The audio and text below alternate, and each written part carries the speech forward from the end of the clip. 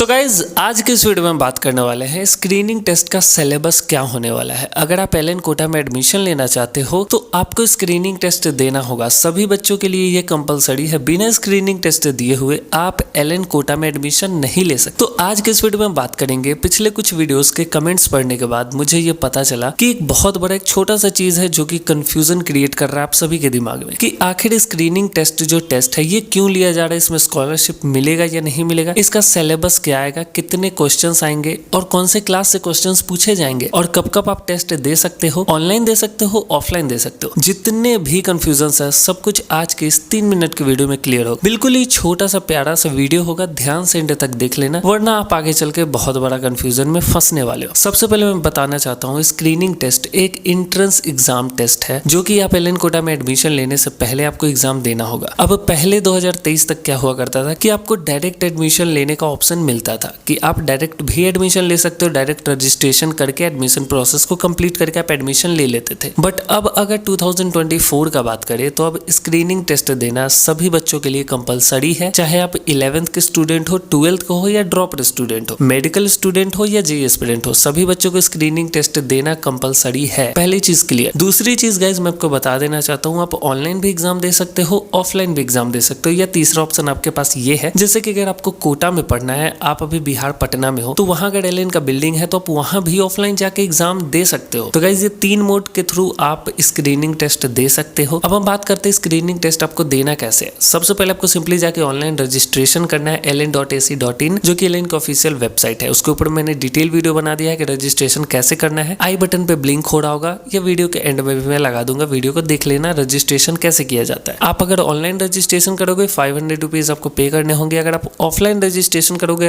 आपको 700 रुपीज पे करने होंगे। तो मैं सजेस्ट करूंगा ऑनलाइन ही कर लेना क्योंकि 200 रुपए यहाँ पे बचने वाले हैं। जब आपका रजिस्ट्रेशन कंप्लीट हो जाता है उसके बाद आपको स्क्रीनिंग टेस्ट का ऑप्शन दिखता है, उस पर सिंपली आपको अप्लाई करके आपको स्क्रीनिंग टेस्ट देना है। अब गाइज हम बात कर लेते हैं कि स्क्रीनिंग टेस्ट का सिलेबस क्या होगा। उसके बाद हम बात करेंगे कितने क्वेश्चंस आते हैं, पासिंग क्राइटेरिया क्या होता है। अगर सिलेबस का बात करें, सपोज डेट अगर आप क्लास 11th में एडमिशन लेना है तो क्लास 10 मतलब कि प्रीवियस क्लास से क्वेश्चंस पूछे जाते हैं। अगर आपको क्लास 11th में एडमिशन लेना है तो क्लास 10th का सिलेबस होगा। अगर आपको क्लास 12th में एडमिशन लेना है तो क्लास 11th का सिलेबस पूछा जाएगा। अब आप लोगों के दिमाग में कंफ्यूजन आ रहा होगा कि मैं तो ड्रॉपर हूं, अगर मुझे ड्रॉपर में एडमिशन लेना है तब मुझे कौन से क्लास के क्वेश्चंस पूछे जाएंगे। तो अगर आप एक ड्रॉपर स्टूडेंट हो, एज फॉर एग्जांपल आप लीडर के स्टूडेंट हो सकते हो या अचीवर के स्टूडेंट हो सकते हो। तो गाइज आपका जो सिलेबस होगा वो क्लास 11th और 12th दोनों कंबाइंड पूछा जाएगा, ठीक है। अब गाइज हम बात करते हैं, सिलेबस तो क्लियर हो चुका है। अब हम बात करते हैं कि सिलेबस तो हमने पता कर लिया लेकिन इसका पासिंग क्राइटेरिया क्या होता है। गाइज देखो, इसका कोई भी पासिंग क्राइटेरिया नहीं होता है। उससे पहले मैं आपको एक चीज बता देता हूं कि टोटल 60 क्वेश्चंस पूछे जाएंगे जो कि मल्टीपल चॉइस क्वेश्चंस होते हैं, जिसमें 50 क्वेश्चंस आपको अटेम्प्ट करने होंगे। बट इसकी कोई भी पासिंग क्राइटेरिया नहीं है।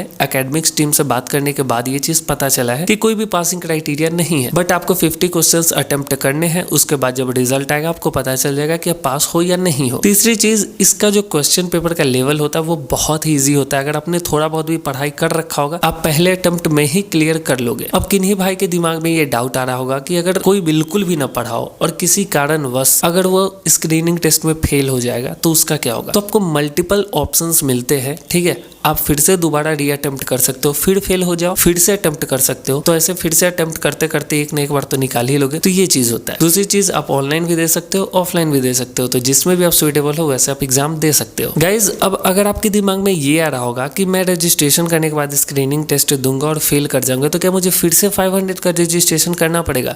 तो ऐसा बिल्कुल भी नहीं है। आपको रजिस्ट्रेशन एलएन के वेबसाइट पे सिर्फ एक बार करना होता है। जब आप एक बार रजिस्ट्रेशन करते हो आप एलएन के वेबसाइट पे रजिस्टर्ड हो चुके होते हो, उसके बाद आपको रजिस्ट्रेशन नहीं करना होता है। आपको सिंपली बस फॉर्म भर के और आपको एग्जाम देना होता है। तो गाइज यही सिंपल सा वीडियो था बट कंफ्यूजन था बहुत लोगों को। आई होप वीडियो पसंद आया होगा। वीडियो अच्छा लगा like comment share and subscribe जरूर कीजिएगा। फ्यूचर में ऐसा वीडियोस आप लोगों को रेगुलर मिलता रहेगा। चैनल सब्सक्राइब करने में आपका कुछ भी नहीं जाता है बट हमारे पास बहुत कुछ आता है। तो प्लीज आप लोग चैनल को सब्सक्राइब कर देना। चलिए आज के लिए इतना ही, मिलते किसी और दिन किसी और वीडियो के साथ।